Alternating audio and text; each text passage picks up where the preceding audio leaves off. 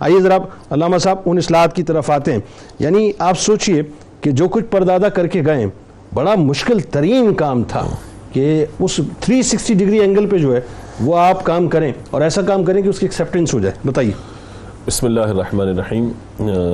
آپ یہ دیکھیے کہ جب یہ حاکم بنے ہیں باقاعدہ اور تخت نشین ہوئے ہیں تو اس وقت کے حالات کا علامہ بلال سلیم قادری صاحب نے بہت خوبصورت انداز سے ذکر فرمایا.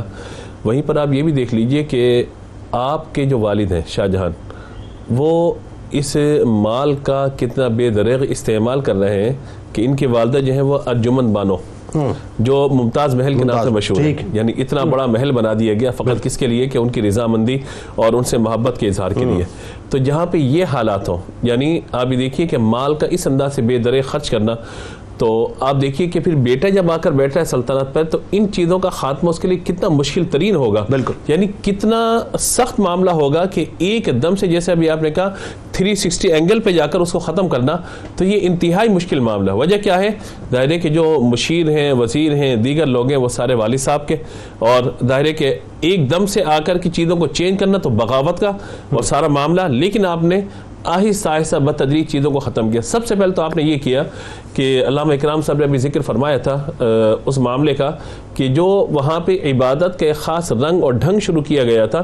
یعنی آپ یہ دیکھیے کہ دو چیزیں ہیں، ایک ہے اصلاحات عبادات کے اعتبار سے، اسلام کے اعتبار سے، اور دوسری اصلاحات معاشرت اور حکومت کے اعتبار سے. دونوں اصلاحات آپ نے فرمائی.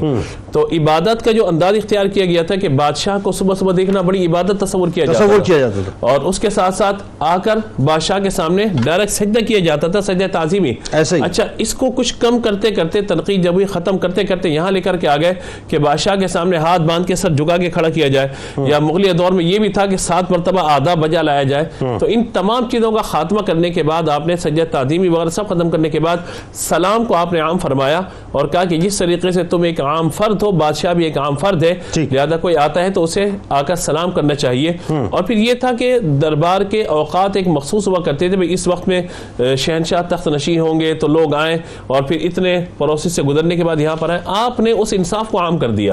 براہ راست آئیے، پرچی اگر کوئی بھیجنا چاہتے ہیں، کوئی قاصد کے ذریعے پیغام دینا چاہتے ہیں، براہ راست مجھ تک پیغام پہنچائیے.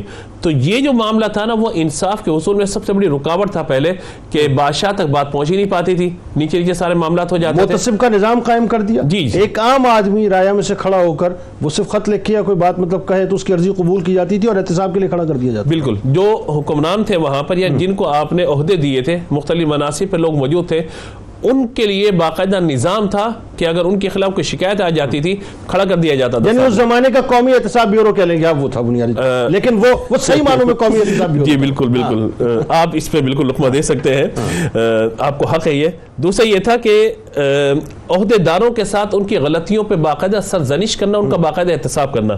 اس کے ساتھ ساتھ یہ بھی دیکھیے کہ جب لوگ آتے تھے تو جو بھی محصول وغیرہ ہے وہ تو اپنی جگہ پہ تھا. جو ٹیکسز کے نظام کا آپ نے خاتمہ کیا، یعنی جو غلط ٹیکس لگے ہوئے تھے ان کا جہاں خاتمہ کیا.